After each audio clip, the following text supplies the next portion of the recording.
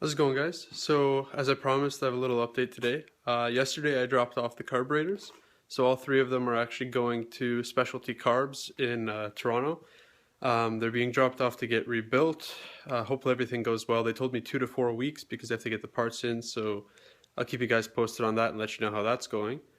And yeah, the washers are done, but I think I'm going to go with a slightly different design. I'll show you guys in just a sec.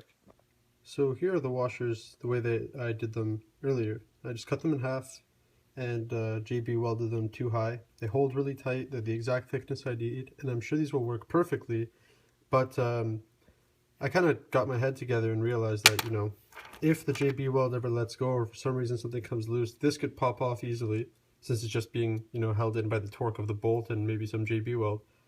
So instead, I was experimenting with different shapes and I found that this way works perfectly. This way gives just enough space that it can fit on the intake manifold without interfering with the exhaust manifold.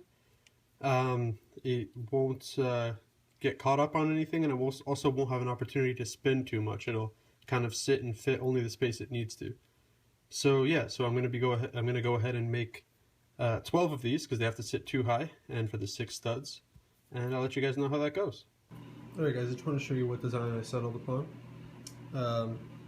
This is kind of how it works. Some of them I'm able to get away with just cutting off like a straight line. Other ones I have to cut this sort of V shape into it so it clears the exhaust manifold and slips onto the intake manifold.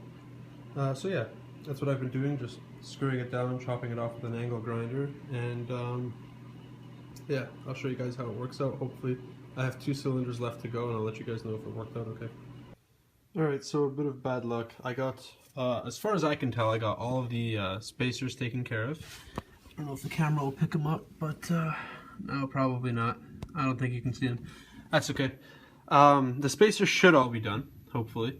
They'll work okay. I'm not too sure about this one, the first cylinder, but unfortunately as I was tightening down the very, very front stud of the exhaust, I stripped the stud. So I do have a bolt to replace it. I have extras, just like the ones that are all on top.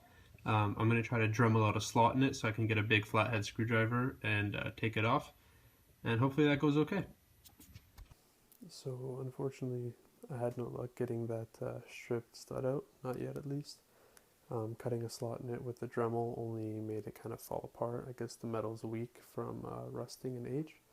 So I left a nut on it with some JB weld, and I'll come back in the morning and see if it'll come off. If not, I'm going to borrow a welder and get it out that way. And I have a bolt to put in place of the stripped stud, which is fine. It's just a matter of getting the stud out of the car, so stay tuned for that.